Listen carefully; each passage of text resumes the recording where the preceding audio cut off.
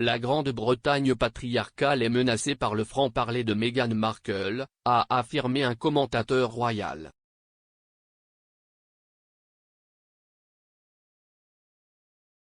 S'exprimant dans l'émission Prince and the Press de la BBC, la chroniqueuse et présentatrice Rachel Johnson a déclaré que la famille royale faisait toujours partie d'un pays très patriarcal et hiérarchique.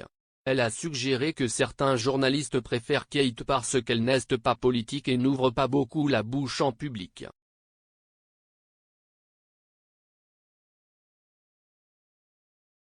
Elle a déclaré, il y a des femmes journalistes, qui disent en gros Kate est parfaite, si est notre rose anglaise.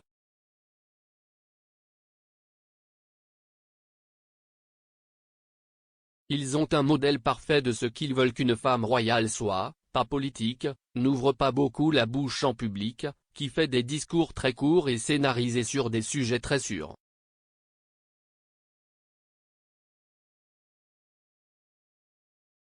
Alors que Meghan Markle parlera de la pauvreté menstruelle.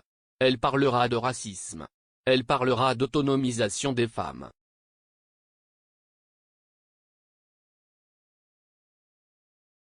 Ce sont des sujets déclencheurs dans ce pays, où la famille royale, bien qu'elle ait été dirigée par la reine pendant 70 années impaires, est toujours un pays très patriarcal et hiérarchique.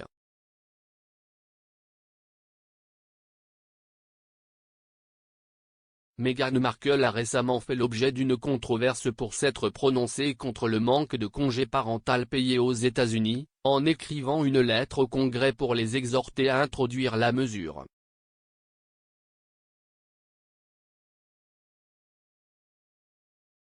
Elle a écrit, les congés payés devraient être un droit national, plutôt qu'une option patchwork limitée à ceux dont les employeurs ont mis en place des politiques, ou à ceux qui vivent dans l'un des rares États où un programme de congés existe.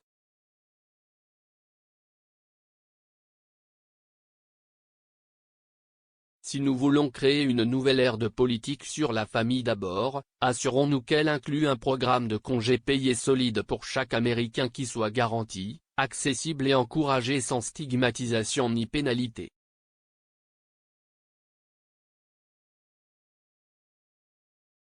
La deuxième partie de Les Princes et la Presse, qui explorait la sortie de Meghan et Harry de la famille royale, a été diffusée sur BBC Two à 21 h lundi soir.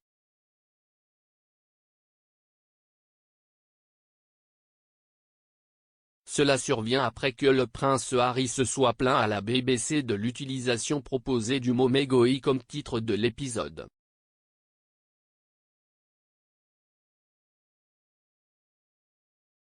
La BBC a ensuite changé le titre de la deuxième partie de son documentaire, choisissant d'utiliser à la place le terme Sussexite.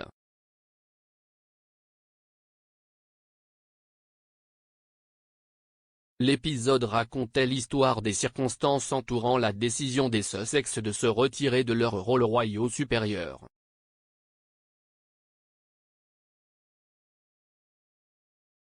En plus des commentaires de Madame Johnson, l'épisode a également vu l'avocate de la duchesse de Sussex, Jenny Afia, riposter aux allégations d'intimidation contre le royal de 40 ans.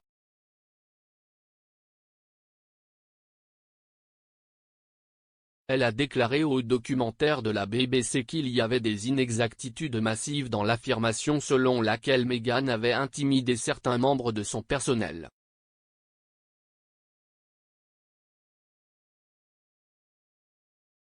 Elle a déclaré, l'allégation globale était que la duchesse de Sussex est coupable d'intimidation.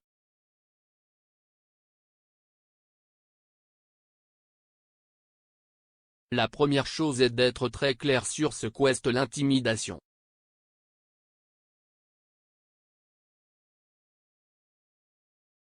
Ce que l'intimidation signifie réellement, si est utiliser le pouvoir de manière.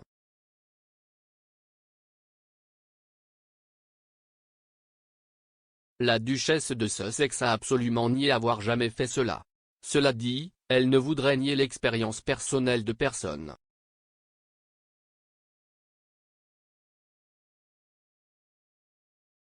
La BBC a contacté Buckingham Palace, Clarence House et Kensington Palace pour commentaires.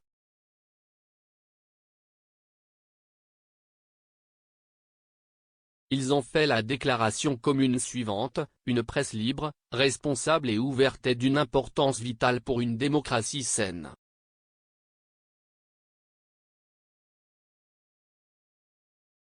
Cependant, trop souvent des allégations exagérées et infondées provenant de sources anonymes sont présentées comme des faits. Il est décevant que quiconque, y compris la BBC, leur donne de la crédibilité.